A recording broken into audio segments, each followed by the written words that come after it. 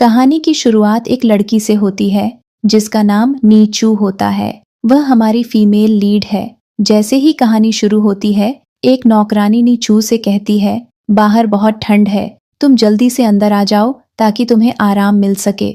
नीचू नौकरानी की बात सुनकर ठंड में कांपते हुए धीरे धीरे बर्फ से ढके रास्ते को पार करते हुए अंदर जाने लगती है। उसके पैर ठंड से जम से गए थे, लेकिन वह धीरे धीरे चलते हुए हवेली के बड़े दरवाजे से अंदर प्रवेश करती है। दूसरी तरफ हमें एक बुजुर्ग व्यक्ति दिखाई देते हैं जो किसी से गुस्से में बात कर रहे होते हैं। वह अपने बेटे को डांटते हुए कहते हैं, तुम अकेले क्यों आए हो? तुम्हारी पत्नी कहाँ है? उनका बेटा विनम्रता से जवाब देता है, पापा, वह हमारे बेटे के साथ उसके स्कूल गई है, वह थोड़ी देर में आ जाएगी। बुजुर्ग व्यक्ति ग्रैंडपा गहरी सांस लेते हैं और सिर हिलाते हैं। तभी नीचू अंदर प्रवेश करती है। वह कमरे में मौजूद सभी लोगों को हेलो कहती है। उसकी मासूम आवाज सुनकर वहाँ मौजूद लोग उसकी ओर देखने लगते हैं। नीचू फिर उस बुजुर्ग व्यक्ति की ओर देखती है और मुस्कुराते हुए ग्रैंडपा कहकर उन्हें पुकारती है। ग्रैंडपा मुस्कुराते हुए उसे अपने पास बुलाते हैं और अपने बेटे का परिचय करवाते हुए कहते हैं, यह तुम्हारे अंकल जो हैं। नीचू अंकल जो की तरफ देखती है और उन्हें भी हेलो अंकल जो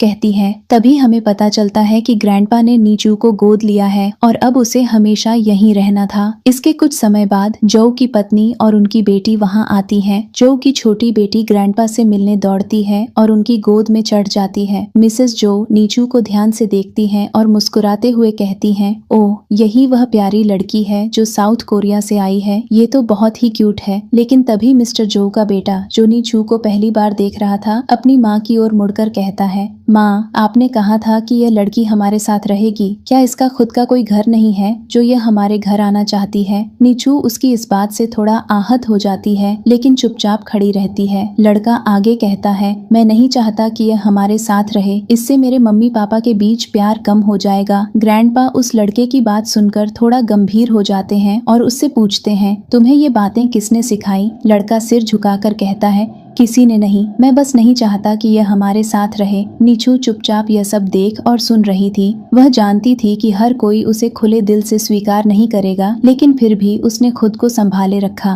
तभी वहाँ झांग यान्युन, हमारे मेल लीड की एंट्री होती है। जैसे ही नीचू उसे देखती है, वह उसकी ओर देखती ही रह जाती है। यान्युन कमरे में आते ही पूछता है, सुबह सुबह कौन रो रहा था? नीचू घबराई हुई थी, लेकिन यान्युन उसकी ओर बढ़ता है और कहता है, तुम्हें यह भी नहीं पता कि अपने बड़े भाई को हेलो कैसे कहते हैं? इस पर ग्रैंडपा हंसते हुए कहते हैं, तुम इसके बड़े भाई कहाँ से हो गए? तुम तो इसके अंकल हो। यह सुनते ही नीचू तुरंत कहती है, हेलो अंकल। यान्युन हंसते हुए कहता है, मैं सिर्फ 10 साल बड़ा नहीं हूँ, हम में सिर्फ 6 साल का अंतर है। फिर वह नीचू से पूछता है, तुमने क्या सोचा है, किसके साथ रहोगी? नीचू थोड़ा डरते हुए कहती है, क्या मैं आपके साथ रह सकती हूँ? यान्युन थोड़ा गंभीर होकर पूछता है, क्या तुम सच में यही चाहती हो? नीचू आत्मविश्वास से कहती है, हाँ। ग्रैंडपा बीच में बोलते हैं, यान्युन की अब तक शादी नहीं हुई है, उसे बच्चों का कोई अनुभव नहीं है। नीचू तुरंत जवाब देती है, मैं बच्ची नहीं हूँ। यान्युन मुस्कुराकर कहता है, ठीक है, तुम मेरे साथ रह सकती हो। नीचू यह सुनकर बहुत खुश हो जाती है। बाहर जाकर यान्युन कहता है, मुझे अंकल मत बुलाना। नीचू कहती है, लेकिन ग्रैंडपा ने तो आपको अंकल ही कहने के लिए कहा है। यान्युन मुस्कुराकर कहता है, ठीक है, जब ग्रैंडपा सामने हो तो अंकल बोल देना। नीचू मासूमियत से पूछती है, अगर मैं सबके सामने आपको अंकल बोलूंगी तो क्या आपको शर्म आएगी? यान्युन हल्के हंसते हुए जवाब देता है, तुम मुझे बस भाई बुलाओगी। नीचू भाई कहना नहीं चाहती थी, लेकिन फिर भी धीरे से कहती है, ठीक है। फिर यान्युन उसे कार में बैठने को कहता है। नीचू पीछे वाली सीट पर बैठने लगती है तो यान्युन कहता है, आगे बैठो। क्या तुम अपने भाई को ड्राइवर बनाना चाहती हो? नीचू थोड़ा झिझकते हुए आगे की सीट पर बैठ जाती है, लेकिन उसे सीट बेल्ट लगाने में परेशानी होती है। तभी यान्युन उसके करीब आकर उसकी सीट बेल्ट लगाता है। नीचू बस उसे देखती ही रह जाती है। इसके बाद यान्युन उसे एक रेस्टोरेंट में लेकर आता है और कहता है, पहले यहाँ से कुछ खा लेते हैं, फिर घर चलेंगे। जैसे ही वे रेस्टोरेंट में प्रवेश करते हैं, एक खूबसूरत लड़की यान्युन के पास आती है और कहती है, हेलो प्रेसिडेंट जो, मैं बास्केटबॉल क्लब की प्रेसिडेंट हूँ। नीचू उसे देखकर मन ही मन सोचती है, यान्यून के आसपास हमेशा इतनी खूबसूरत लड़कियों की भीड़ लगी रहती है। फिर वह लड़की यान्यून से कहती है, हमारी टेबल शेयर कर लीजिए, लेकिन यान्यून उसे मना कर देता है और कहता है, मेरी छोटी बच्ची बहुत शर्मीली है, इसलिए हम अलग टेबल पर बैठेंगे। नीचू यह सुनकर अंदर ही अंदर बहुत खुश हो जाती है, जिसके बाद वह नीचू को एक टेबल पर बैठाता है और उससे कहता है, मैं पहले कभी किसी लड़की के साथ नहीं रहा, तो अगर तुम्हें कोई भी चीज चाहिए हो तो तुम्हें अपने भाई को बताना पड़ेगा। उसके बाद मैं पूरी कोशिश करूंगा कि तुम्हें हर वो चीज मिल जाए जो तुम चाहती हो। तो वह कहती है, ठीक है भाई। इसके बाद पीछे की टेबल पर बैठे लोग आपस में बातें करने लगते हैं। ये लड़की कौन है जो यानियू के साथ है? जिसके बाद एक लड़का कहता है, एक बार एक स्कूल की लड़की ने यानियू से अपने प्यार का इजहार किया था, तो यानियू ने उसे रिजेक्ट कर दिया था। अब ये इस छोटी लड़की को क्यों ले आया है? जिसके बाद एक लड़की कहती है, जरूर ये यानियू की छोटी बहन होगी। लेकिन तभी एक और लड़की बोलती है, लेकिन सर की तो कोई बहन है ही नहीं, ये सिर्फ ऐसे ही भाई बोल रही है। मुझे तो लगता है कि ये सर की कुछ भी नहीं लगती। यह सुनकर नीचू और यानियू दोनों ही सुन लेते हैं, लेकिन वे ऐसे दिखाते हैं जैसे उन्हें कुछ पता ही न हो। इसके बाद यानियू नीचू को बताता है कि मेरे करीब कोई भी व्यक्ति नहीं है, मुझे अकेले रहना ज्यादा पसंद है। इसके बाद वह यानियू के साथ घर जाती है और वह उससे पूछता है, इस घर में 2 फ्लोर हैं, तुम किस पर रहना चाहोगी? तो वह कहती है, आप किस फ्लोर पर रहते हैं? वह कहता है, दूसरे पर। तो वह कहती है, ठीक है, मैं भी आपके साथ ही रहूंगी। वह कहता है, ठीक है, लेकिन क्या तुम्हें बेडशीट सेट करना आता है? वह कहती है, हाँ। तो वह कहता है, गुड, और उसके सिर पर प्यार से हाथ फेरता है। यह देखकर वह चिढ़ जाती है और कहती है, मैं कोई 5 साल की बच्ची थोड़ी हूँ। इसके बाद जब वह अपने कमरे में सामान सेट कर रही होती है, तभी वह एक स्टफ टॉय उठाकर उसे प्यार करने लगती है। जिसके बाद हमें एक फ्लैशबैक दिखाया जाता है, जिसमें यानियू नीचू से पूछ रहा होता है, आज तुम्हें क्या हुआ है? और दोनों ही एक जैसे यूनिफॉर्म में थे। जिसके बाद वह उसे बताती है,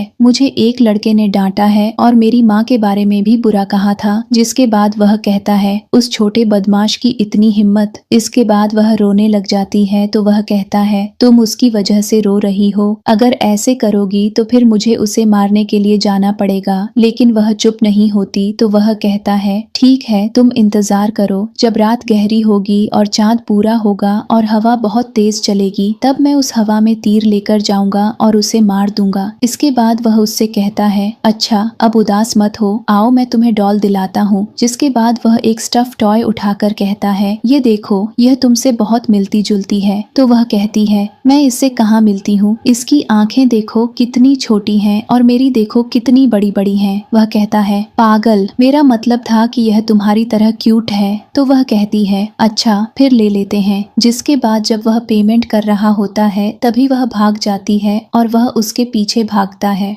इसके बाद वर्तमान में यानियू उसके दरवाजे पर दस्तक देता है और तभी वह स्टफ टॉय छुपाकर कहती है, अंदर आ जाइए। तो वह उसे एक फोन देता है। वह कहती है, यह तो बहुत महंगा होगा। जिस पर वह कहता है, तुम ये सब मत सोचा करो। इसके बाद वह कहता है, मैंने सुना है कि लड़कियों को किसी भी चीज की कमी नहीं होनी चाहिए, तो तुम्हें भी नहीं होगी जब तक तुम्हारा भाई तुम्हें पाल रहा है। तब वह कहती है, थैंक यू, और कहती है, मैं इंतजार करूंगी, जब आप बूढ़े हो जाओगे ना, तो मैं आपकी बहुत सेवा करूंगी जब तक आप मर नहीं जाते। यह सब सुनकर यानियू कहता है, अब मैं तुमसे इतना भी बड़ा नहीं हूँ। तो वह कहती है, 6 साल ज्यादा नहीं होते। वह कहता है, अब तुम देर से आई हो तो इसमें मैं क्या कर सकता हूँ। इसके बाद वह उसे स्कूल लेकर जाता है, तो वह उससे पूछती है, आपकी माँ कहाँ है? लेकिन वह बात बदल देता है और कहता है, मेरी एक भतीजी है टियान, वह भी बिल्कुल तुम्हारी जैसी ही है। जिसके बाद वह उससे कहता है, अपना ख्याल रखना, और उसे क्लास में जाने को कहता है। इसके बाद वह उसे बोलता है, मेरी यूनिवर्सिटी तुम्हारे स्कूल के पीछे ही है,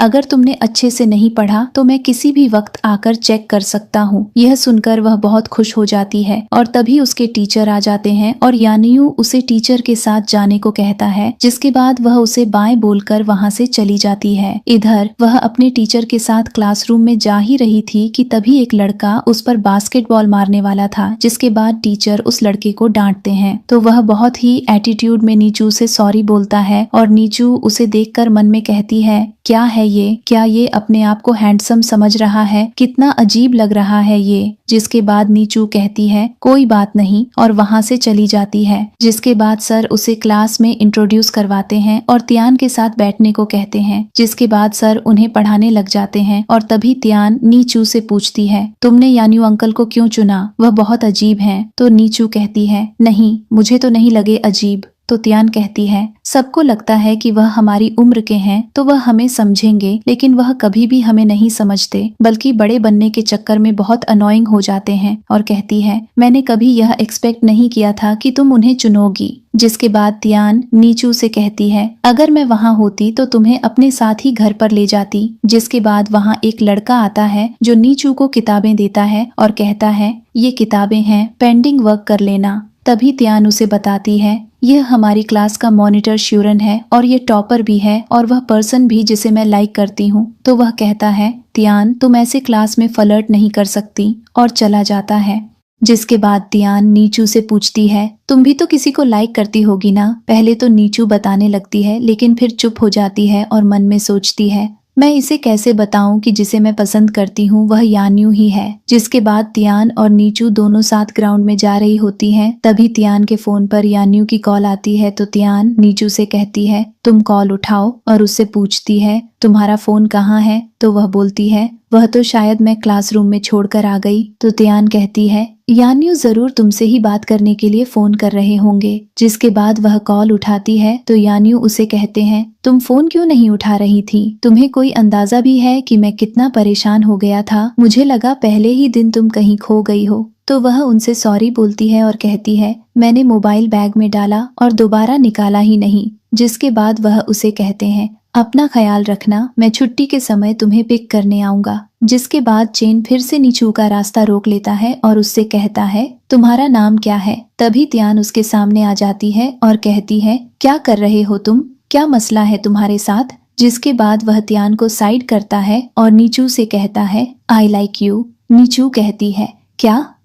तो वह कहता है, मुझे तुमसे पहली नजर का प्यार हो गया है। जिस पर नीचू कहती है, तुम मुझसे सिर्फ 2 बार मिले हो, प्लीज थोड़ा अपना दिमाग इस्तेमाल करो, और वहां से चली जाती है। जिसके बाद वह और तियान बातें करते हुए जा रही होती हैं और तभी उनकी बातें यान्यू सुन लेते हैं और कहते हैं, किसकी बात कर रही हो तुम, किसे लाइक करती हो। तियान तो यान्यू को देखकर ही वहां से भाग जाती है। जिसके बाद वह नीचू से पूछने लगते हैं तो वह उन्हें बता देती है, वह लड़का मुझे कह रहा था आई लाइक यू। तो यान्यू कहते हैं, उसकी इतनी हिम्मत, तुम्हें हैरेस कर रहा था, और उसे मारने जाने लगते हैं। तो नीचू उन्हें रोकती है और कहती है, चलो घर चलें।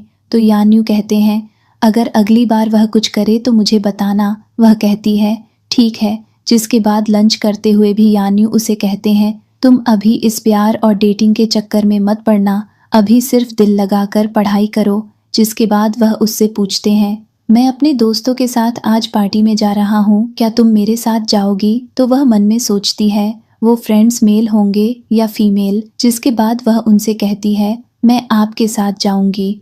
जिसके बाद वह उसके साथ जाती है और अचानक दोनों का हाथ एक दूसरे से टच हो जाता है तो दोनों ही डर जाते हैं। तो नीचू उसे कहती है, आप एकदम से पीछे मुड़ गए तो मैं आपको देखकर डर गई। यान्यू कहता है, क्या मैं इतना डरावना दिखता हूँ। तो वह ब्लश करने लगती है और कहती है, नहीं। जिसके बाद वह उसे अपने दोस्तों के पास ले जाता है तो वे उसका मजाक उड़ाने लगते हैं और यान्यू नीचू से पूछता है, क्या खाओगी।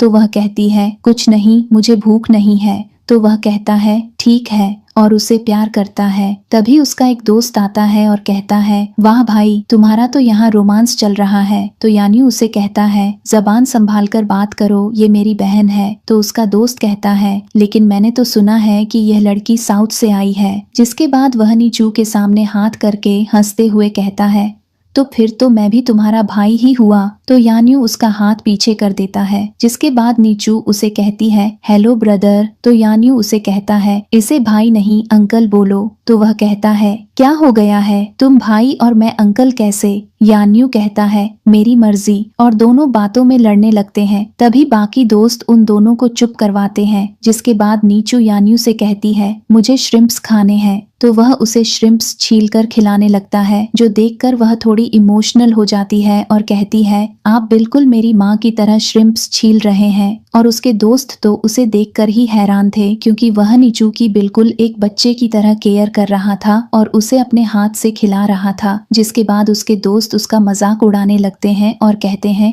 यान्यू एक बहुत अच्छा पिता बनेगा। जिसके बाद दूसरा दोस्त कहता है नहीं, ये बहुत अच्छा बॉयफ्रेंड बनेगा, आजकल ऐसे डैडी टाइप बॉयफ्रेंड्स डिमांड में है। और सब हंसने लगते हैं। तभी यान्यू का दोस्त कहता है मेरा भाई भी आ गया होगा। जिसके बाद वहाँ चेन आ जाता है और नीचू का उसे देखकर ही सारा मूड खराब हो जाता है। जिसके बाद चेन का भाई सबके सामने बताने लगता है कि आजकल एक लड़की है जो बिल्कुल परी जैसी है, उसे इससे प्यार हो गया है। तो चेन अपने भाई को बता देता है कि वह लड़की नीचू ही है। जिस पर वह उसे कहता है अगर किसी ने मेरी बहन की तरफ नजर भी उठाकर देखी तो मैं उसके सिर से फुटबॉल खेलूंगा। जिस पर उसका एक दोस्त कहता है इसमें तो अभी से पिता की आत्मा आ गई है। जिसके बाद चेन का तो मूड ऑफ हो गया था। जिसके बाद यान्यू कहता है चलो अब बहुत देर हो रही है, तो वह अपने दोस्तों को बाय बोलकर जाने लगता है। लेकिन तभी उसकी एक फीमेल फ्रेंड उसे रोकती है और कहती है आई लव यू। तो वह उसे कहता है तुम इस वक्त नशे में हो? तो वह कहती है नहीं, मैं नशे में नहीं हूँ, मैं बहुत समय से तुम्हें यह बताना चाह रही थी लेकिन बता नहीं पाई। तुम जो चाहोगे मैं करूंगी, तुम्हारे साथ स्लीप ओवर भी कर लूंगी।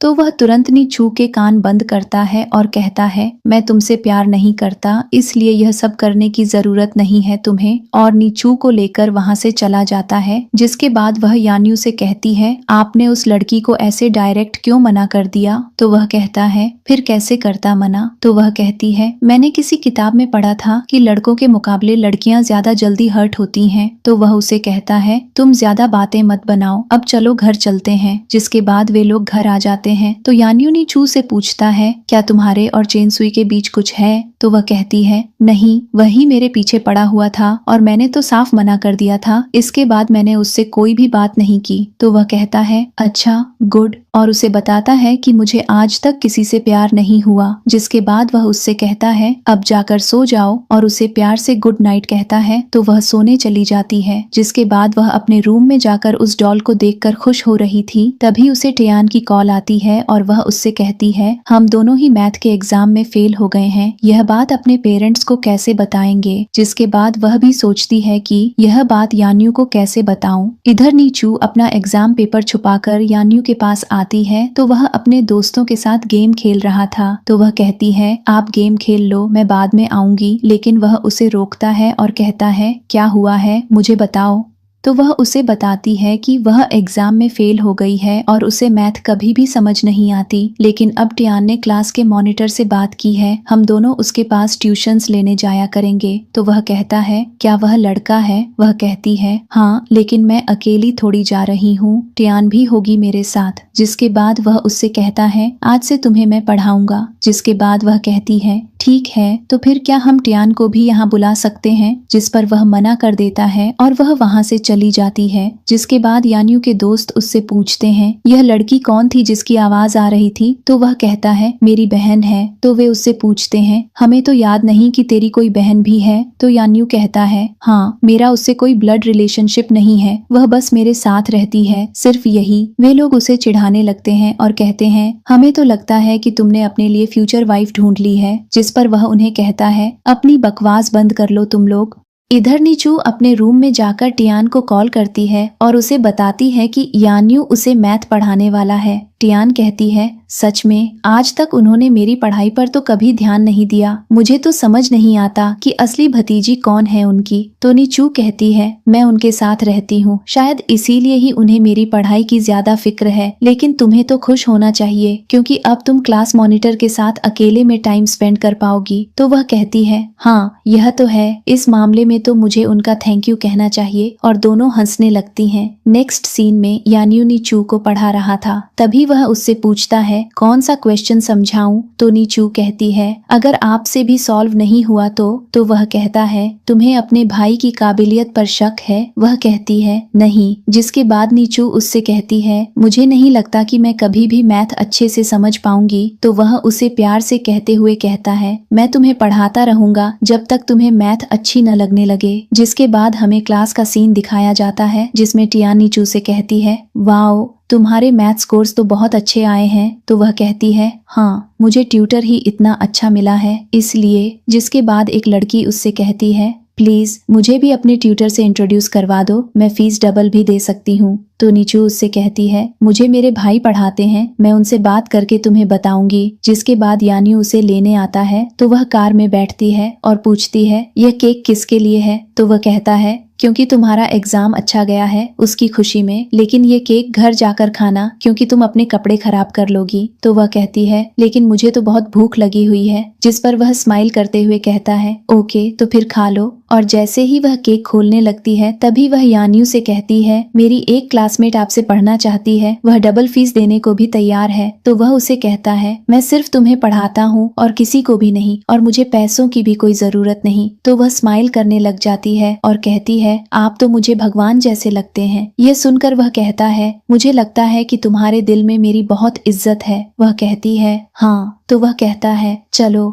देखते हैं कि जो इज्जत तुम अपने भाई की करती हो वह उसके काबिल भी है या नहीं। जिसके बाद नीचू अपने रूम में आकर फिर से उस डॉल को लेकर यान्यू के बारे में सोच रही थी और बहुत खुश हो रही थी। जिसके बाद नेक्स्ट सीन में हमें दिखाया जाता है कि जैसे ही नीचू यान्यू की कार में बैठती है वह उसे एक पैकेट पकड़ाता है जिसमें बहुत सारे स्नैक्स थे। तो वह कहती है भाई यह क्या? तो वह कहता है कल तुमने कहा था ना कि तुम्हें स्कूल में भूख लगती है इसलिए। तो वह खुश हो जाती है और कहती है क्या मैं यह कार में ही खा सकती हूँ? तो वह कहता है मैं यह तुम्हारे लिए स्नैक्स के तौर पर लाया हूँ, इसका मतलब ये नहीं कि तुम खाना खाना छोड़ दो, तुम्हें समय पर खाना ही पड़ेगा। जिसके बाद वह उसे प्यार से देखता है तो नीचू उससे कहती है मैं आपसे एक बात कहूँ? वह कहता है हाँ कहो। तो वह कहती है मैंने कभी अपने पिता को नहीं देखा, लेकिन मुझे लगता है कि अगर वह होते तो आपके जैसे ही होते। जिस पर यान्यू का मुंह बन जाता है। तो वह कहती है मैं आपकी उम्र की बात नहीं कर रही हूँ, मैं बस यह कह रही हूँ कि जैसे आप मुझसे प्यार करते हैं, मेरी केयर करते हैं, आप बिल्कुल मेरे पापा जैसे लगते हैं, वैसे लगते हैं। जिसके बाद हमें एक फ्लैशबैक दिखाया जाता है जिसमें ग्रैंडपा यान्यू से कह रहे थे नीचू ने अपने पिता को कभी नहीं देखा, वह अपनी माँ और दादी के साथ रहती थी, लेकिन अब उन दोनों के चले जाने के बाद उसका कोई भी नहीं है, तो तुम उसे एक पिता की तरह प्यार देना। तो वह कहता है ठीक है। जिसके बाद प्रेजेंट में वह नीचू से कहता है मुझे यह जानकर खुशी हुई कि कम से कम तुम्हें लगता है कि तुम्हारा भाई तुम्हें अच्छे से ट्रीट कर रहा है। जिसके बाद नीचू अपने स्कूल में होती है तो यान्यू उसे कॉल करता है और कहता है आज शाम को मेरी एक क्लास है, इसीलिए क्या तुम स्कूल के बाद मेरे साथ क्लास में आना चाहोगी? तो वह कहती है लेकिन अगर टीचर ने डांटा तो? जिस पर वह कहता है नहीं, वहाँ बहुत सारे लोग होते हैं, लोग तो वहाँ अपनी गर्लफ्रेंड्स तक को लेकर आते हैं। तो वह कहती है ओके ठीक है। इसके बाद वह कहता है ओके मैं तुम्हें लेने आऊंगा। इसके बाद यान्यू उसे लेने आता है तो वहाँ एक लड़की उसे कहती है क्या आप मुझे वीचैट पर ऐड कर सकते हैं, मैं आपसे सिर्फ पढ़ाई से जुड़ी बातें किया करूंगी। तो यान्यू जवाब देता है मेरी छोटी लड़की नीचू मुझे किसी भी लड़की को वीचैट पर ऐड नहीं करने देती। ये सुनकर नीचू से प्यार करने लगता है। लड़की नीचू की तरफ देखती है और कहती है ओह मुझे नहीं पता था कि तुम दोनों साथ हो। तो नीचू तुरंत कहती है नहीं यह तो मेरा भाई है। इसके बाद वह लड़की वहां से चली जाती है। नीचू यान्यू से कहती है वो सिर्फ पढ़ाई की बात करने के लिए ही तो वीचैट पर ऐड होना चाहती थी। यान्यू मुस्कुराते हुए कहता है क्या तुम पागल हो, तुम्हें सच में लगता है कि वो मुझसे सिर्फ पढ़ाई के लिए बात करना चाहती थी? ये तो सिर्फ एक बहाना था मेरा नंबर लेने का। ये सुनकर नीचू कहती है वाह आप तो बहुत फेमस हैं। तो यान्यू जवाब देता है तुमसे तो कम ही हूँ, तुम्हें तो स्कूल के पहले ही दिन प्रपोजल आ गया था। नीचू चिढ़ते हुए कहती है अब आप मेरा मजाक उड़ाना बंद करें, मुझे आपको बताना ही नहीं चाहिए था। यान्यू मन ही मन सोचता है ओह मेरी छोटी लड़की मुझसे नाराज होकर कितनी प्यारी लगती है। इसके बाद वे रेस्टोरेंट में खाना खाकर बाहर निकलते हैं तो यान्यू थोड़ा सा खाना पैक करवा लेता है। यह देखकर नीचू पूछती है ये खाना क्यों पैक करवाया आपने, क्या आपको और भूख लगी है? तो यान्यू मुस्कुराकर कहता है, अभी पता चल जाएगा। इसके बाद वे एक प्यारे से डॉगी के पास पहुंचते हैं, जिसे देखकर नीचू बहुत ज्यादा खुश हो जाती है। यान्यू उसे खाना खिलाने लगता है। नीचू उसे गोद में उठाकर प्यार करने लगती है और पूछती है, क्या हम इसे घर ले जा सकते हैं?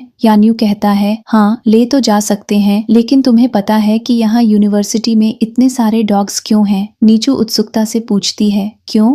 तो यान्यू बताता है, ये सब कभी स्टूडेंट्स के पालतू जानवर थे, लेकिन जब वे ग्रेजुएट हो गए और उन्हें खुद का खर्च उठाना पड़ा तो वे इन मासूम जानवरों को संभाल नहीं पाए और यहाँ छोड़ गए। फिर यान्यू गंभीर होकर कहता है, मैं तुम्हें यह सब इसलिए बता रहा हूँ क्योंकि अगर यह डॉगी दोबारा तुम्हारी वजह से बेघर हुआ तो उसकी जिम्मेदारी तुम्हारी होगी। ये सुनकर नीचू सोचती है, मैं खुद भी तो बेघर ही हूँ। फिर यान्यू कहता है, और तुम्हें यह बात भी स्वीकार करनी होगी कि डॉग्स की जिंदगी बहुत छोटी होती है। हो सकता है कि भविष्य में यह तुम्हें छोड़कर चला जाए, इसलिए मानसिक रूप से इसके लिए तैयार रहना। नीचू गहरी सांस लेकर कहती है, ठीक है, मैंने फैसला कर लिया है, मैं इसे रखूंगी। यान्यू मुस्कुराकर कहता है, ओके, हम इसे साथ में पालेंगे। इसके बाद नीचू कहती है, मैं इसका नाम कॉटन कैंडी रखूंगी। फिर वह मजाक में कहती है, आज से मैं इसकी बहन हूँ और आप इसके फादर। तो यान्यू हंसकर कहता है, क्या तुम्हें मैं इतना बूढ़ा लगता हूँ? नीचू मुस्कुराकर कहती है, नहीं, लेकिन आप जैसे मुझे ट्रीट करते हैं उसके हिसाब से मैंने कह दिया, बस। यान्यू जवाब देता है, अच्छा, अगर तुम कॉटन कैंडी की बहन हो तो फिर मैं इसका फादर नहीं बल्कि भाई हूँ। इसके बाद अगले सीन में हम यान्यू को कुकिंग करते हुए देखते हैं। तभी नीचू उसके पास आती है और पूछती है, आप क्या बना रहे हैं?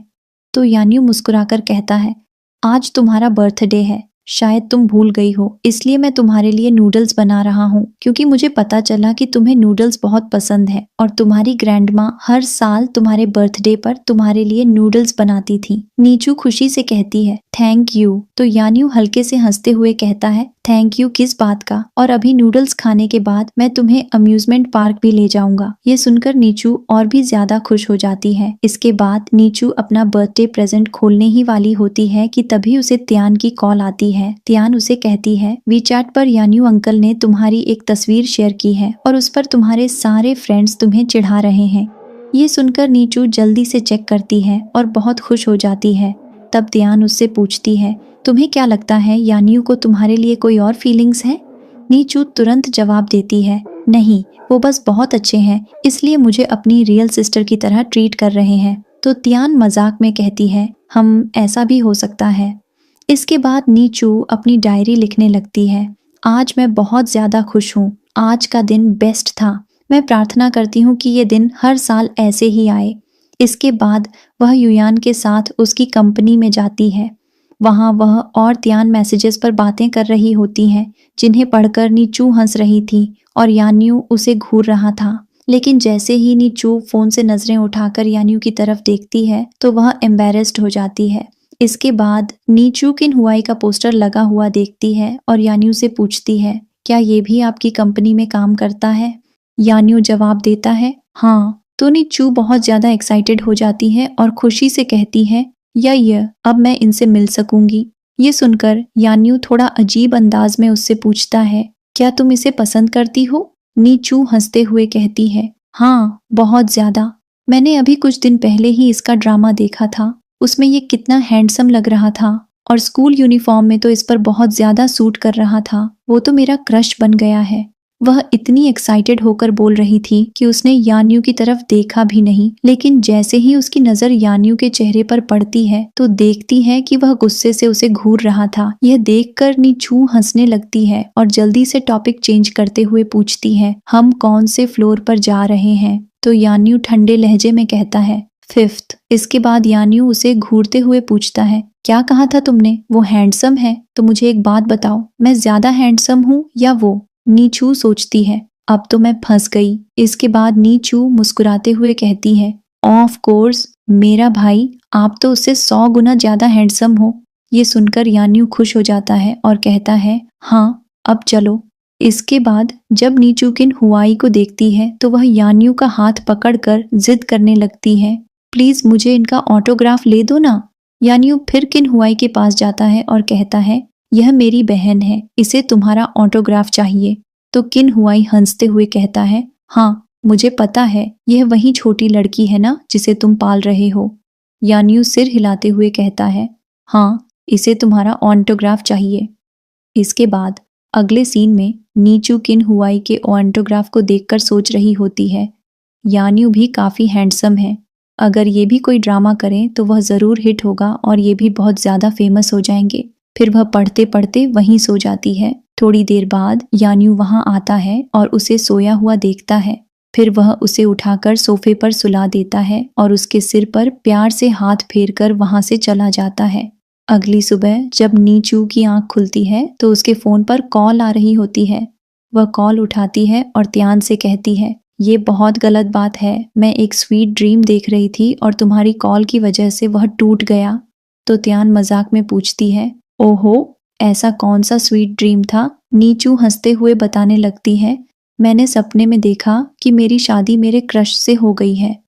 तभी वहां यान्यू आकर खड़ा हो जाता है और उसकी बातें सुनने लगता है।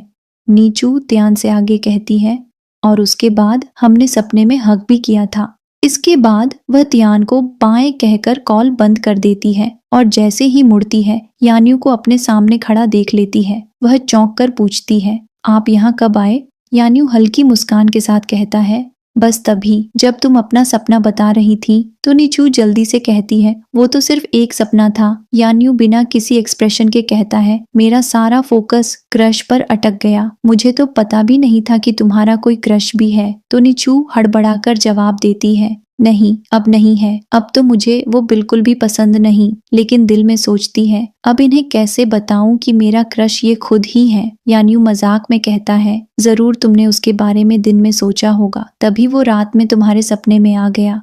नीचू तुरंत इनकार करती है, नहीं मैंने बिल्कुल भी उसके बारे में नहीं सोचा, मुझे तो याद भी नहीं कि वो दिखता कैसा है। यान्यू हल्का सा मुस्कुराकर कहता है, अच्छा चलो मान लेता हूँ।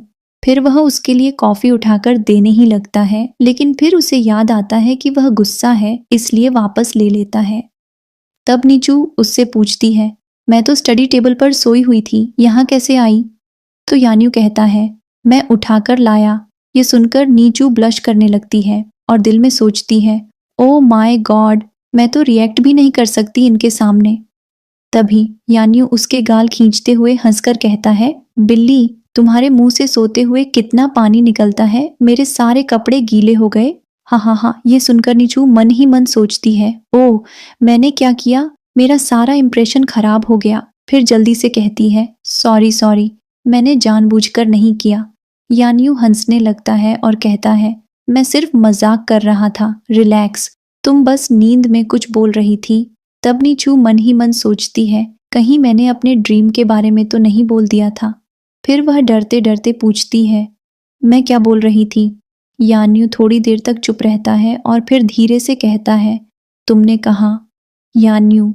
नीचू सांस रोककर बैठ जाती है, लेकिन यान्यू आगे कहता है, और फिर तुमने कहा कि यान्यू किन हुआई से ज्यादा हैंडसम है। यह सुनकर नीचू को चैन मिलता है और वह राहत की सांस लेते हुए कहती है, देखा मैंने कहा था ना। इसके बाद अगले दिन का सीन दिखाया जाता है। यान्यू नीचू को एक गिफ्ट देता है और कहता है, मुझे समझ ही नहीं आ रहा था कि तुम्हारे लिए क्या लूं, इसलिए मैंने तुम्हारे लिए एक नया स्कूल बैग ले लिया। नीचू खुशी से कहती है, थैंक यू भाई, आप मेरा बहुत ख्याल रखते हैं। तो यान्यू प्यार से कहता है, बस ऐसे ही अच्छे से पढ़ाई करती रहो, मुझे और कुछ नहीं चाहिए। इसके बाद दोनों कार में बैठ जाते हैं। जिसके बाद वह नया बैग लेकर स्कूल जाती है तो त्यान उससे कहती है, ओ वाह नया बैग। और फिर कहती है, इस ब्रांड का बैग लेना बहुत मुश्किल होता है, यह हमेशा आउट ऑफ स्टॉक रहता है और बहुत महंगा भी होता है। ये सुनकर नीचू थोड़ी हैरान हो जाती है और पूछती है, ये बैग कितने का है? तो त्यान उसे बताती है, ये बैग 19,000 का है। ये सुनकर वह चौंक जाती है और सोचती है, उन्होंने मुझे 19,000 का बैग दे दिया। इसके बाद जब वह कार में बैठती है तो वहां यान्यू की जगह उसका दोस्त ड्राइव कर रहा होता है। नीचू उससे पूछती है, यान्यू भाई मुझे लेने क्यों नहीं आए? तो वह उसे बताता है, वह पीछे बैठे हुए हैं। ये सुनकर नीचू पीछे देखती है और कहती है, क्या इन्होंने शराब पी रखी है? तो वह कहता है, हाँ, और ये कब से चिल्ला रहे थे कि मुझे अपनी लिटिल गर्ल को लेने जाना है, इसलिए फिर मैं आ गया ड्राइव करके। तभी यान्यू का दोस्त नीचू से कहता है, तुम जाओ, उसके साथ पीछे बैठो, उसे देखो। तो वह उसके पास जाकर बैठ जाती है और पूछती है, आपने इतनी शराब क्यों पी ली? लेकिन तभी वह फिर से बेहोश होने लगता है। यह देखकर वह घबराकर चिल्लाती है, क्या आप मेरी बात सुन रहे हैं? तो वह कहता है, हाँ, मैं बहरा थोड़ी हूँ, सुन ही रहा हूँ। इसके बाद वह फिर से कहने लगता है, मुझे अपनी लिटिल गर्ल को स्कूल से लेने जाना है। तो नीचू कहती है, लेकिन मैं तो आपके साथ ही हूं ना। यह सुनते ही वह नीचू को गले लगा लेता है और फिर बेहोश हो जाता है। जब वे घर पहुंचते हैं तो यान्यू का दोस्त उसे कार से निकालता है। वह फिर से बड़बड़ाने लगता है, मुझे अपनी लिटिल गर्ल को लेने जाना है। इस पर उसका दोस्त कहता है, एक तो ये बापू हर समय फिक्र में ही रहता है। और फिर नीचू से कहता है, अपना चेहरा दिखाओ। तो नीचू जवाब देती है, मैं यही हूँ। इसके बाद वे उसे अंदर ले जाते हैं। नीचू यान्यू के दोस्त से पूछती है, इन्होंने इतनी शराब क्यों पी? तो वह कहता है, शायद इसका दिल टूट गया है। यह सुनकर नीचू सोच में पड़ जाती है और कहती है, लेकिन ये तो किसी के प्यार में नहीं थे।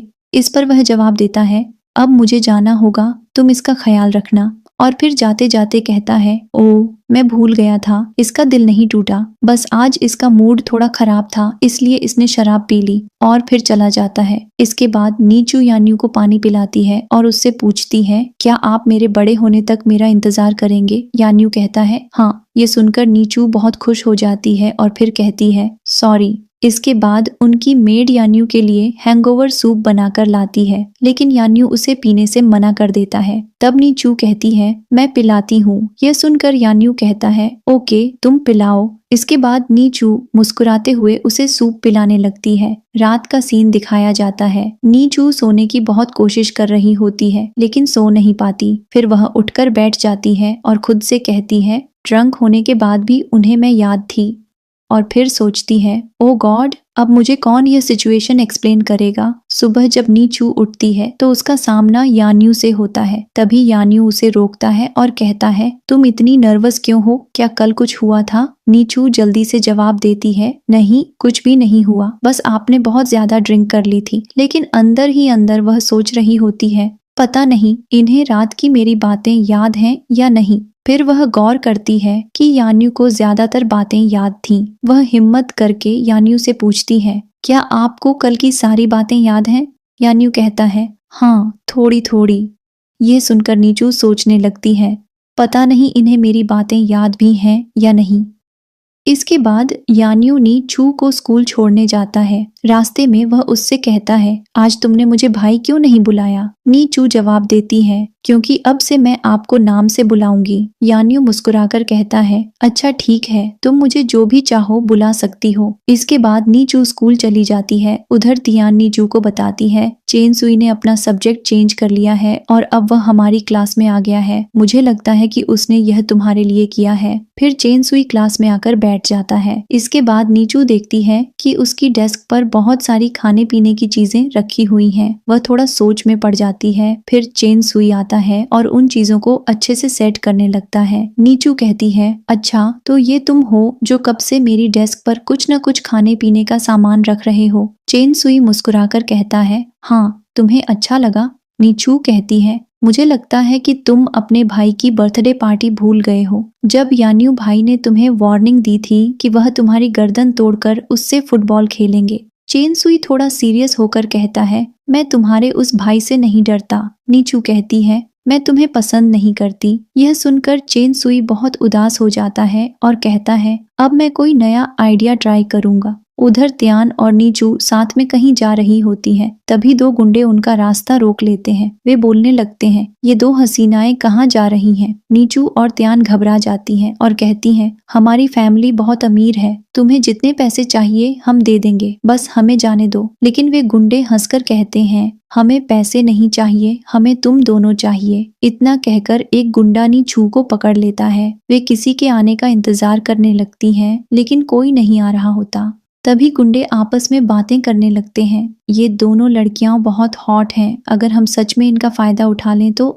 यह सुनकर नीचू और तियान डर जाती हैं और वहां से भागने की कोशिश करती हैं, लेकिन गुंडे उन्हें पकड़ लेते हैं और जबरदस्ती छूने लगते हैं। तभी अचानक वहां यान्यू आ जाता है। वह आते ही उन गुंडों को बुरी तरह पीटने लगता है। गुंडे रोते हुए बोलने लगते हैं, हमें इन लड़कियों को रोकने के पैसे मिले थे। यान्यू गुस्से से पूछता है, किसने दिए तुम्हें पैसे? गुंडे डरते हुए जवाब देते हैं, चेन सुई ने। उसने हमें पैसे दिए थे ताकि वह यहाँ आकर इन दोनों को बचा सके और हीरो बन सके। यह सुनकर यान्यू का गुस्सा और बढ़ जाता है। वह फिर से उन गुंडों को मारने लगता है और चिल्लाता है, अपने गंदे हाथों से मेरी लिटिल गर्ल को कहाँ छुआ है? गुंडा डरकर कहता है, मैंने कहीं भी हाथ नहीं लगाया, प्रॉमिस। लेकिन यान्यू और गुस्से में आकर उसे पीटने ही वाला होता है कि तभी नीचू आकर उसे रोक लेती है और धीरे से कहती है, क्या आप मुझे गले लगा सकते हैं? ये सुनकर यान्यू थोड़ा शांत हो जाता है। वह पहले अपने हाथ साफ करता है और फिर नीचू को गले से लगा लेता है। फिर वह उसे गोद में उठाकर वहां से ले जाता है। अगला सीन, नीचू सोच रही होती है, यान्यू ने इतनी लड़ाई की फिर भी उन्हें कोई चोट नहीं आई थी, तो अब ये चोट कैसे लग गई? वह उससे पूछती है, आपको ये चोट कैसे लगी? यान्यू जवाब देता है, छोड़ो इसे। लेकिन नीचू जिद करके पूछती है, क्या आप रात में चेन सुई के पास गए थे? यान्यू थोड़ा मुस्कुराकर कहता है, हाँ, अब वह तुम्हें तंग करने की हिम्मत भी नहीं करेगा। जिसके बाद स्कूल में तियान उसे बताती है कि चेन हॉस्पिटल में एडमिट है और अब वह बहुत दिनों तक स्कूल नहीं आ पाएगा। जिसके बाद वह नीचू से कहती है, क्या तुम्हें पता है कि यान्यू की माँ की डेथ कैसे हुई? तो वह पूछती है, कैसे? जिस पर वह उसे बताती है, वह ग्रैंडपा की दूसरी पत्नी थी। वह यान्यू और अपने दूसरे बेटे के साथ बाहर गई थी। तभी किसी ने उन्हें चाकू से मार दिया। उन्होंने अपने दोनों बच्चों को बचा लिया, लेकिन खून ज्यादा बहने की वजह से उनकी मौत हो गई। यान्यू की उम्र उस वक्त सिर्फ 6 साल थी। जिसके बाद नीचू को बहुत ज्यादा बुरा लगता है उसके लिए और वह सोचती है, इतनी छोटी उम्र में उसने अपनी माँ को मरते हुए देखा है, कितना बहादुर है वो। तभी तियान उसे बताती है कि 2 दिन पहले यान्यू की माँ की बरसी थी, तो वह सोचती है इसलिए ही वो नशे में आया था। जिसके बाद तियान कहती है, अंकल यान्यू कल चेन के घर गए थे और उन्होंने कहा कि अगर आज के बाद इस कमीने ने ऐसी कोई हरकत की तो मैं इसका सिर काटकर उससे बॉल खेलूंगा। जिसके बाद तियान उससे पूछती है, क्या तुम्हें लगता है कि यान्यू अंकल को तुम्हारे साथ कुछ अलग ही फीलिंग्स हैं? तो वह कहती है, नहीं, ऐसा कैसे हो सकता है? तो तियान कहती है, हो तो सकता है। जिस पर वह दिल में सोचती है, मैं तो चाहती हूँ कि ऐसा कुछ हो जाए। जिसके बाद अगले दिन रात को नीचू यान्यू के रूम में आती है और उससे पूछती है, क्या आप कल बिजी हैं? तो वह कहता है, हाँ, कंपनी में काम है तो सही। तो वह जाने लगती है। तभी वह उसका हाथ पकड़कर उसे रोकता है और कहता है, तुम बताओ क्यों आई थी? तो वह कहती है, कल हमारे स्कूल में स्पोर्ट्स डे है, सब पेरेंट्स आने वाले हैं, इसीलिए मैं आपसे पूछ रही थी। तो वह कहता है, मैं जरूर आऊंगा। वह कहती है, लेकिन आपकी तो मीटिंग है। तो वह कहता है, मैं इन कंपनियों का बॉस हूँ, कोई मसला नहीं होगा, मैं कल जरूर आऊंगा। जिसके बाद वह उसके स्कूल में आता है। नीचू और तियान चीयर लीडर बनी होती हैं, तो वह नीचू को देखकर कहता है, इतनी शॉर्ट स्कर्ट क्यों पहनी है? तो वह कहती है, नहीं, ये ड्रेस तो ठीक है, आप प्लीज हमारी फोटोज ले लीजिए। जिसके बाद वह सिर्फ नीचू की ही फोटोज लेता है और जब उसका डांस खत्म होता है तो वह कहता है, मैं अब जा रहा हूँ। और जाते जाते वह नीचू से कहता है, ये ड्रेस चेंज कर लो, बहुत शॉर्ट है। वह कहती है, ठीक है। लेकिन जैसे ही वह जाता है वह कहती है, मैं नहीं करूंगी, नहीं करूंगी, नहीं करूंगी। जिसके बाद वह अपने दोस्तों के पास बैठा होता है और उनसे अपनी लिटिल गर्ल की ही बातें किए जा रहा होता है, जिसे सुनकर वे पक चुके होते हैं। तभी वह उनसे कहता है, तुम लोगों को पता है मेरी लिटिल गर्ल मेरे लिए स्कार्फ बना रही है। तो उसका दोस्त कहता है, लेकिन हमने तुझसे नहीं पूछा तो हमें क्यों बता रहा है? यान्यू फिर कहता है, सिर्फ मेरी लिटिल गर्ल को ही मेरी फिक्र है और किसी को भी नहीं। जिसके बाद वह कहता है, तुम लोग कुछ बोल क्यों नहीं रहे? लेकिन जैसे ही वे बोलने लगते हैं वह खुद ही फिर से बोल पड़ता है, देखो उसे कितनी फिक्र है कि सर्दियां आने वाली हैं, इसलिए अपना होमवर्क छोड़कर मेरे लिए स्कार्फ बना रही है। जिसके बाद वह उन सबको देखता है और फिर दोबारा कहता है, तुम लोग कुछ बोल क्यों नहीं रहे? वे बोलने ही लगते हैं। तभी वह खुद ही फिर से बोल पड़ता है, मुझे पता है तुम लोगों के पास मेरी तरह कोई लिटिल गर्ल नहीं है जो तुम्हारे लिए स्कार्फ बनाकर दे, इसीलिए तुम लोग मुझसे जल रहे हो। जिसके बाद उसके दोस्त उसका मजाक उड़ाने लग जाते हैं और कहते हैं, ये लड़का पागल हो गया है। तो यान्यू कहता है, कम से कम मेरी लिटिल गर्ल तुम तीनों कुत्तों से तो बेहतर है। इधर नीचू वह स्कार्फ पूरा करके यान्यू के पास लेकर आती है और उससे कहती है ट्राई करके देखें। तो वह कहता है मैंने पहले कभी स्कार्फ नहीं पहना तो मुझे नहीं पता कैसे पहनते हैं। तो वह उससे कहती है चलें मैं पहनाती हूँ आपको, और वह उसे स्कार्फ पहनाने लगती है। जिसके बाद वह उसकी आंखों में देखती है और थोड़ी देर तक बस उसे देखती ही रहती है। तभी हमें एक फ्लैशबैक दिखाया जाता है। जिस दिन यान्यू जेन को मारने उसके घर गया था, तब ग्रैंडपा ने यान्यू से पूछा था तुम इतनी ज्यादा केयर क्यों कर रहे हो नीचू की? क्या तुम्हारी कुछ और फीलिंग्स हैं उसके लिए? तो वह कुछ नहीं कहता। जिस पर ग्रैंडपा कहते हैं रिश्ते से तुम उसके अंकल हो। हमारी फैमिली की क्या रेप्यूटेशन रह जाएगी जब सबको पता चलेगा कि जिसे तुम लिटिल गर्ल कहकर पाल रहे हो उसे ही अपनी बीवी बना लिया। तो वह कहता है अरे वाह ग्रैंडपा, क्या आइडिया दिया है, मैं अपनी लिटिल गर्ल को अपने पास ही रख सकता हूँ। जिसके बाद अगले सीन में हम देखते हैं कि तियान और नीचू मॉल में आए होते हैं। तभी तियान कहती है मैं अपने क्रश के लिए वूल ऊन लूंगी और उससे उसके लिए एक स्कार्फ बना दूंगी। तो नीचू कहती है मैं भी यान्यू के लिए स्कार्फ बनाने का सोच रही हूँ क्योंकि उनका भी बर्थडे आ रहा है। जिसके बाद वह उनके लिए ग्रे कलर की ऊन ले लेती है। जिसके बाद वह घर जाकर स्कार्फ बना रही होती है। तभी उसे यान्यू देख लेता है और पूछता है ये किसके लिए? तो वह झूठ बोल देती है कॉटन कैंडी के लिए। जिस पर वह कहता है कॉटन कैंडी कब से मर्दों के स्कार्फ पहनने लगी? तो वह कहती है ये आपके लिए है, मैं आपको सरप्राइज देना चाहती थी लेकिन मैं पहली बार बना रही हूँ इसलिए इतना क्लीन नहीं बन रहा मुझसे। जिस पर वह मुस्कुराकर कहता है तुम जैसा भी बनाओगी मैं बहुत खुशी और प्यार से पहनूंगा। प्रेजेंट में नीचू कहती है आप पर स्कार्फ बहुत प्यारा लग रहा है। इधर यान्यू फिर से स्कार्फ पहनकर आता है अपने दोस्तों को जलाने और कहता है मेरी लिटिल गर्ल ने अपने हाथों से बनाकर दिया है मुझे, तुम लोग जलो देख देख कर। वे लोग कहते हैं इसका कुछ नहीं हो सकता। इधर तियान नीचू को बताती है कि किन फैमिली की बेटी वापस आ रही है और मैंने सुना है कि उसकी शादी यान्यू अंकल के साथ फिक्स होने वाली है। जो सुनकर नीचू उदास हो जाती है। दूसरी तरफ जब यान्यू नीचू को लेने आता है तो उसका फूला हुआ मुंह देखकर पूछता है क्या हुआ तुम्हें? तो वह कहती है कुछ नहीं, लेकिन उसके जिद करने पर वह उससे कहती है क्या आप शादी कर लेंगे फ्यूचर में? तो वह कहता है शायद। तो वह कहती है किससे? तो वह कहता है वैसे ग्रैंडपा चाहते हैं कि मैं किसी ऐसी लड़की से शादी करूं जिसकी वजह से फैमिली बिजनेस स्ट्रांग हो, लेकिन मैं उसी से शादी करूंगा जो मुझे पसंद होगी। तो वह स्माइल करते हुए कहती है आपको कैसी लड़की पसंद है? तो वह कहता है बिल्कुल नीचू जैसी। जो सुनकर वह ब्लश करने लगती है और उसे देखने लगती है। तो वह कहता है तुम मुझे देख रही थी? वह कहती है नहीं। तो वह कहता है नहीं, मैंने देखा, तुम मुझे देख रही थी। जिसके बाद वह कहती है इधर इतने लड़के ऑनलाइन होते हैं लेकिन मैं उनकी तरफ देखती तक नहीं। तो वह कहता है तो तुम्हारा मतलब है कि वे लड़के मुझसे ज्यादा हैंडसम हैं? तो नीचू कहती है नहीं, मेरा मतलब वो नहीं था। अगर उनके कॉलर बोन्स, चेस्ट और एब्डोमिनल मसल्स न हो तो वे बिल्कुल भी हैंडसम नहीं। जिस पर वह शॉक्ड होकर कहता है क्या कहा? Abdominal muscles, chest? तुम सारा दिन ऑनलाइन रहकर ये सब देखती हो? तो वह कहती है तो क्या आप लड़कियां नहीं देखते? वह कहता है बिल्कुल भी नहीं, तुम मेरा फोन चेक कर लो। और वह उसे बताता है कि उसका फोन पासवर्ड नीचू की बर्थ डेट है। जब वह फोन अनलॉक करती है तो स्क्रीन पर उसकी ही फोटो लगी होती है। तो वह कहती है मेरी फोटो क्यों लगाई हुई है आपने? तो वह कहता है क्योंकि मुझे यही बेहतर लगी। जिसके बाद वह फोन चेक करती है लेकिन उसमें कुछ भी नहीं होता। तो वह कहता है अपना फोन दिखाओ। तो वह नहीं दिखाती। जिस पर वह कहता है ये बिल्ली बहुत तेज हो गई है। इधर त्यान नीचू से कहती है बहुत सारे अफवाहें फैली हुई हैं कि अंकल तुम्हें अपनी वाइफ बनाना चाहते हैं और इसलिए ही वो तुम्हें पाल भी रहे हैं। और वह कहती है अगर तुम्हारी और अंकल की शादी हो गई तो कितना मजा आएगा ना, तुम मेरी आंटी बन जाओगी। तो वह कहती है आई विश ऐसा हो।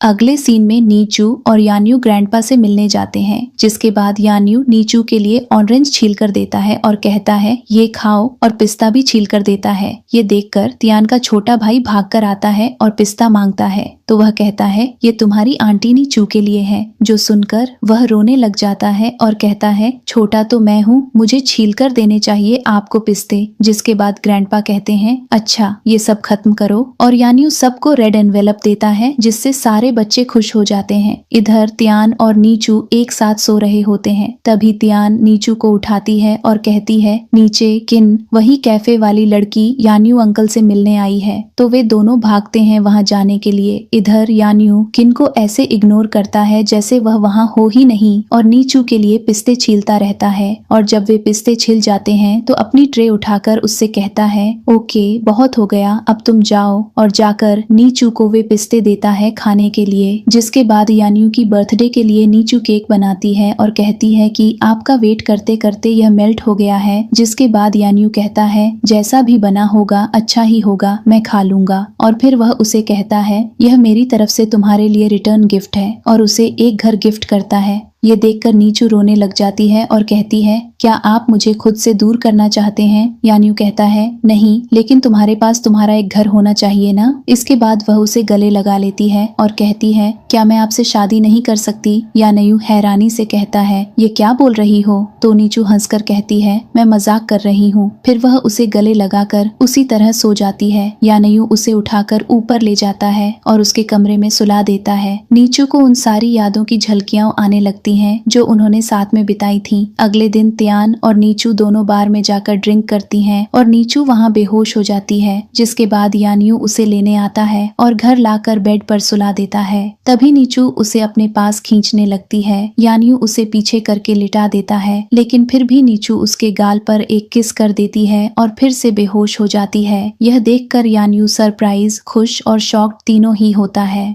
दूसरी तरफ स्कूल में दादाजी नीचू के असली पिता को उसके पास ले आते हैं। नीचू के पिता उसे उनके साथ इंग्लैंड चलने के लिए कहते हैं। इस पर वह जवाब देती है मेरे पेपर होने वाले हैं। उसके पिता कहते हैं मैं अपनी बेटी के लिए उसके एग्जाम तक इंतजार कर लूंगा। इसके बाद यान्यू नीचू को स्कूल से लेने आता है और बहुत उदास दिख रहा होता है। वह उससे पूछता है तुम्हारे पिता मिल गए हैं तो क्या तुम उनके साथ अब्रॉड जाओगी? नीचू जवाब देती है क्या आप मुझे रोकेंगे? यान्यू कहता है नहीं। यह सुनकर नीचू बताती है अभी मैंने कुछ डिसाइड नहीं किया कि मैं इंग्लैंड जाऊंगी या नहीं। घर जाकर नीचू यान्यू से पूछती है क्या आप मुझे अपनी सगी बहन की तरह ट्रीट करते हैं? और मन ही मन सोचती है प्लीज हाँ मत कहना, अगर तुमने हाँ बोल दिया तो मुझे इंग्लैंड जाना पड़ेगा। यान्यू जवाब देता है हाँ मैं तुम्हें बहन की तरह ही ट्रीट करता हूँ। यह सुनकर नीचू उदास हो जाती है। इसके बाद नीचू के डैड की कॉल आती है और वह कहती है डैड मैं आपके साथ जाने के लिए तैयार हूँ। इधर यान्यू एक बिजनेस ट्रिप के लिए यूके चला जाता है। जब वह वापस आता है तो पता चलता है कि नीचू इंग्लैंड जा चुकी है। यह जानकर वह बहुत रोता है, बहुत ज्यादा ड्रिंक करता है और कहता है कॉटन कैंडी को भी साथ ले गई, वो भी मुझसे ज्यादा इम्पोर्टेंट था उसके लिए, लेकिन मुझे गुड बाय तक नहीं कहकर गई, और फिर बेहोश हो जाता है। इसके बाद हमें कई सालों बाद का सीन दिखाया जाता है। तियान और वह क्लास मॉनिटर अब एक दूसरे को डेट कर रहे होते हैं और नीचू इंग्लैंड से वापस चीन लौटती है। तियान और क्लास मॉनिटर उसे एयरपोर्ट पर पिक करने आते हैं। इसके बाद वे सब साथ में लंच करते हैं। तियान नीचू से पूछती है तुम्हारा बॉयफ्रेंड तुम्हारे साथ नहीं आया? नीचू चौंक कर पूछती है क्या? तियान कहती है मुझे अंकल ने बताया था कि तुम्हारा कोई बॉयफ्रेंड है, खैर छोड़ो। इसके बाद नीचू कहती है मैं बाथरूम जा रही हूँ और वहाँ से चली जाती है। बाहर निकलते ही उसे यान्यू मिल जाता है। यान्यू पूछता है तुम यहाँ क्या कर रही हो? नीचू जवाब देती है हम डिनर कर रहे थे, लेकिन वह उसे यह नहीं बताती कि नीचू भी वहीं थी। इसके बाद तियान अंदर जाकर नीचू से कहती है अगर अभी अंकल ने तुम्हें देख लिया होता तो? नीचू कहती है मुझे कोई फर्क नहीं पड़ता कि वो देखें या नहीं, और जब से वह वापस आई थी कुछ अजीब सी हो गई थी। जिसके बाद वहाँ एक लड़का नीचू को प्रपोज करने लगता है। तभी वहाँ पर यान्यू आ जाता है और उसे खींचकर अपने साथ ले जाता है। वह कहता है तुम कहाँ चली गई थी मुझे छोड़कर? लेकिन नीचू उसके साथ बहुत ही अजीब व्यवहार व्यवहार कर रही थी और कहती है, अपनी उम्र देखो और अपनी हरकतें देखो अंकल। लेकिन यान्यू को सिर्फ वही बात याद थी जब नीचू ने उससे कहा था, आप मेरा इंतजार करना। यान्यू कहता है, क्या बोल रही हो, चलो हम जाकर मैरिज सर्टिफिकेट ले लेते हैं। लेकिन नीचू उसे धक्का मार देती है और कहती है, जाओ यहाँ से। इसके बाद यान्यू ऐसा प्रिटेंड करता है जैसे वह बेहोश होने वाला है। तब नीचू कहती है, जब तुमसे संभाली नहीं जाती तो पीते क्यों हो। यान्यू कहता है, मेरा हाथ पकड़ लो। जिसके बाद वह उसका हाथ पकड़ लेती है। तभी वहाँ एक लड़का आ जाता है जिसे देखकर यान्यू को गलत फहमी हो जाती है कि यह लड़का नीचू का बॉयफ्रेंड है। उसके बाद वह लड़का नीचू से कहता है, मैं इंग्लैंड से यहाँ तुम्हारे पीछे ही आया हूँ। फिर वह यान्यू की तरफ देखकर कहता है, ये अंकल कौन है, स्ट्रेंजर से लग रहे हैं।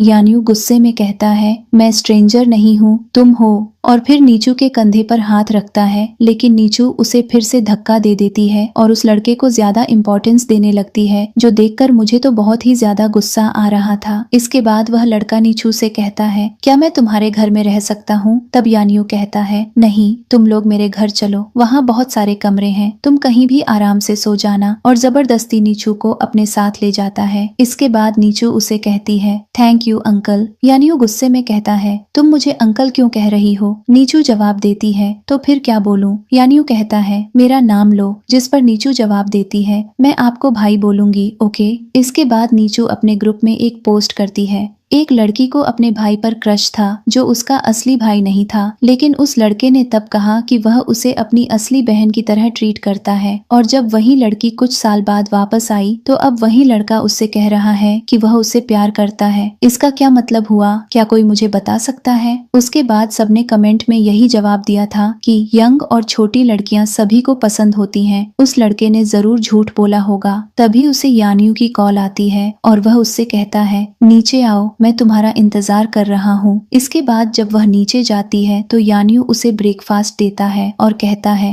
वो लड़का तुम्हें पसंद करता है, क्या तुम्हें दिखता नहीं। नीचू जवाब देती है, पता है, मैं उसे कितनी बार मना कर चुकी हूँ, लेकिन वो मानता ही नहीं, मैं क्या करूँ। फिर वह यान्यू से पूछती है, आप मेरे लिए ब्रेकफास्ट क्यों लाते हैं और आप मुझे चेज क्यों कर रहे हैं। यान्यू जवाब देता है, क्योंकि मैं तुम्हें चेज कर सकता हूँ, सिर्फ मैं।